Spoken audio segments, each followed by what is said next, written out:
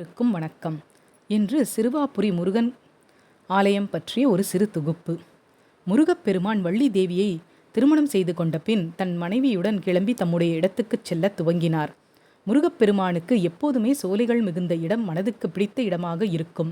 அவர் சென்று கொண்டிருந்த நேரத்தில் இராமாயண யுத்தம் முடிந்து அயோத்திக்கு திரும்பிய ராமபிரானை பிரிந்து சீதையானவள் ஒரு வனப்பகுதியில் தனது 2 குழந்தைகளான லவ குசாவுடன் தங்கியிருந்தாள்.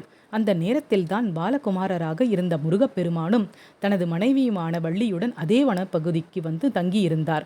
அந்த இடமே சிறுவாபுரி என்பது.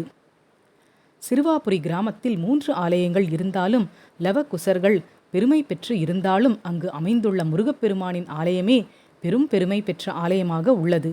அதற்கு காரணம், இங்கு அமர்ந்துள்ள முருகப்பெருமான் பல சக்திகளை கொண்டவர். லவகுசா இருவரும் சிவபெருமானையும் முருகனையும் இங்கு வழிபட்டு உள்ளார்கள்.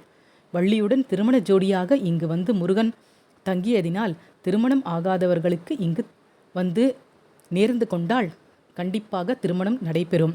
வீடு நிலம் வாங்குவோருக்கும் அந்த அமைப்பு உண்டாகும். நோய் நொடிகள் விலகும் மற்றும் செல்வம் சேரும். இது அருணகிரிநாதர் பாடல் பெற்ற தலம். இந்த கிராமத்தில் முருகம்மை என்ற பெண்மணி இருந்தாள். அவள் முருக பக்தை. எப்போதும் முருகனையே போற்றி வணங்கி வந்தாள். அதனால் ஒரு நாள் அவள் மீது ஆத்திரமடைந்த அவளுடைய கணவன் அவளது கையை வெட்டி எறிந்தான். அவள் அழுது கொண்டே முருகனை வேண்டினாள். அவளது கணவனின் செயலினால் வருத்தமடைந்த முருகன் அவளுக்கு அங்கேயே காட்சி அளிக்க வெட்டப்பட்ட அவளது கைகள் அப்படியே உடலுடன் இணைந்தது. வெட்டப்பட்ட சுவடே இல்லை. இது உண்மையில் நடந்த கதை என்கிறார்கள். ஒரு குறிப்பிட்ட முறையில் 6 வாரங்கள் முருகனை இங்கு வந்து வணங்கினால் நினைத்ததெல்லாம் நடைபெறும், நிறைவேறும் என்பது நம்பிக்கை. இந்த ஆலயத்தில் உள்ள ஒரு விசித்திரம் என்ன என்றால், இங்குள்ள அனைத்து சிலைகளும் மூலவரை தவிர பச்சை நிற கல்லில் செய்யப்பட்டு உள்ளது. இங்குள்ள கொடிமரத்தின் முன்னால் முருகனின் வாகனமான பெரிய பச்சை வண்ண மயில் உள்ளது. விசேஷமான காட்சியாகும். ஓம் முருகா சரணம்.